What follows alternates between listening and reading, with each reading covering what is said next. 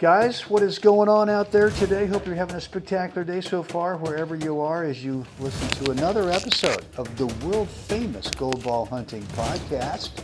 World famous. World famous. I like that. I like that. This is episode number 136. We're just trucking along. You know, we just kind of blew past the 100 episode mark, obviously 36 days ago, and we're rolling. So, Jeff Jacklich, what's going on? I think you got you. I think your mic is like scraping your zipper there on the jacket there. Sorry, man. God dang it. There you go. Just so. I got to be thinking about others more than myself. I got to stop doing that.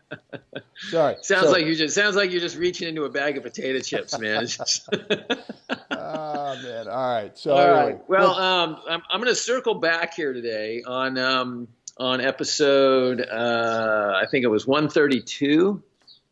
132 with Erica Smith, and great episode, by the way. Just a treasure trove of great boots on the ground experience from Erica there, and she has great insight and clarity and gets it, and you know, and when things don't go her way, she understands that, you know, she looks at it and either she brings me something or brings you something. You know, we talk and like flush it out, like what's really going on there, and so she's a great student of the game. I mean, you know, 21 gold balls. I mean, 21 gold balls, and she's never satisfied. I mean, she's that classic champion whose mindset is, look, I mean, this game no one's ever going to perfect. Obviously, Fed hasn't perfected it, and I don't think there's a lot of time left for him to. Maybe he's a senior player. Right. He'll perfect it. But Erica's got that really spectacular attitude of like, there's always something else that I can sort of add or something that I can do better at. And I encourage everyone to just don't get comfortable. Just keep working. And for her, it's not about you know, winning another gold ball. For Erica, it's about, can I be a better player than I am today? Yeah. And then let the hunt begin and the opportunity to compete and test this new thing, this thing we're improving, test it out, and see how we need to make adjustments with it. Right? It's moving in the right direction. We see something moving. It's like, this is great, Erica. Let's keep on this path. This is working really well. And then we have to go test it, you know, and do that. So for her, you know, not to confuse, you know, her desire. Would she like to win more gold balls? Of course, wouldn't we all? I'd like to win my first.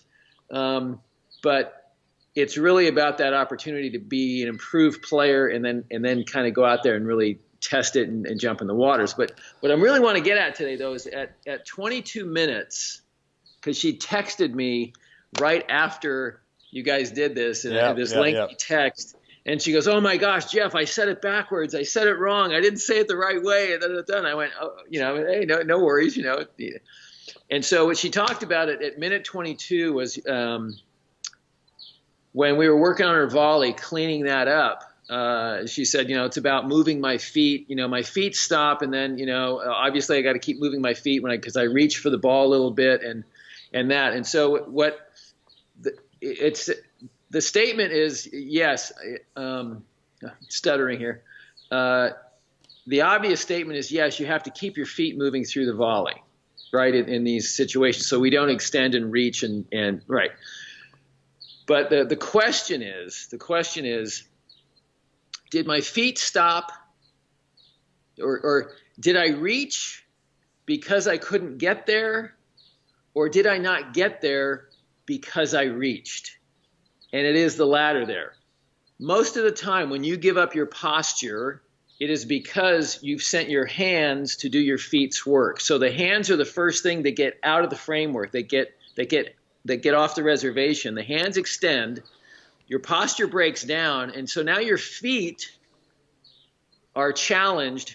Your brain is actually challenged in that moment because your balance has been challenged, which means now your brain has to make sure that you don't fall over and you want to hit the volley. It's still on that task of hitting the volley, but it's also on task of not having you fall over. So what happens is your butt wants to go the opposite direction of your hands.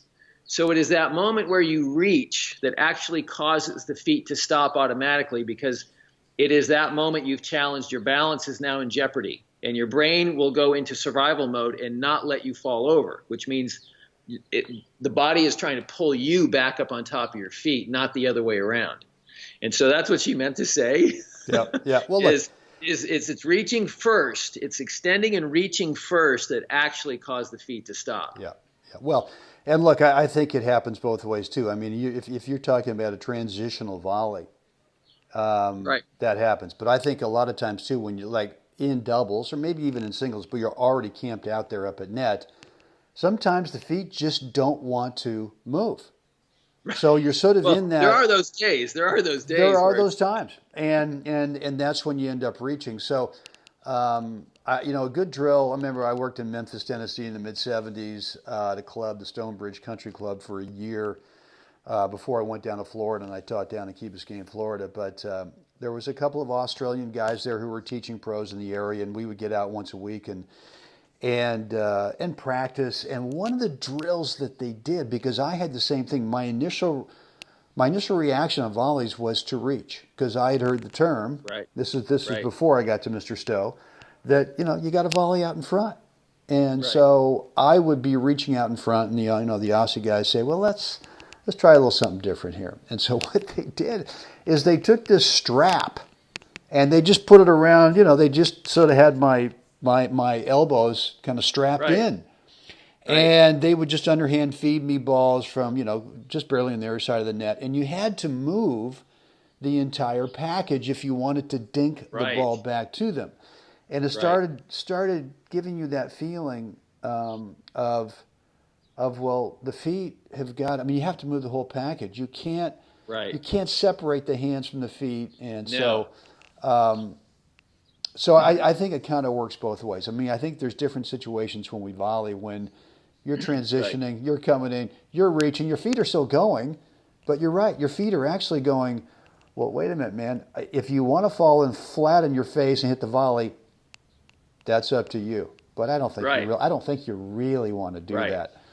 So that's good. That's good. Yeah. Anyway.